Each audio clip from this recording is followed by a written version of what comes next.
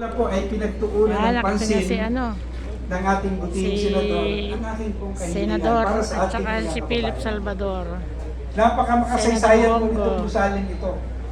Dahil hindi Salvador. lamang po pondo para po dito sa ating building, ang sinimulang ibagsak sa bayan ng pila ng ating buting senador.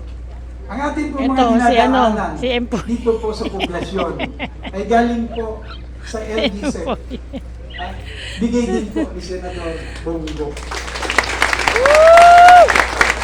Alam niyo po ang nakakatuwa kay Senador, kahit po installment ang bigay, nararamdaman po. Nararamdaman po ng ating mga kababayan kung gaano niyo po. Alam niyo po, ang unang bigay po ni Senador Bongo dito is 20 million. Kaya naman po,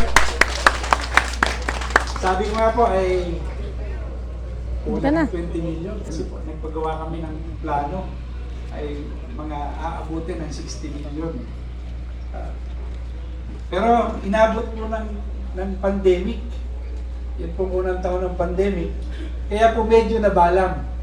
Nasa DPWH na po yung pondo and suspendido po ang mga project noon, ang gawain. Kaya naman po nung magkaluan na, hindi po ako nagkakamali na i-bid po ito at nagkaroon po ng groundbreaking.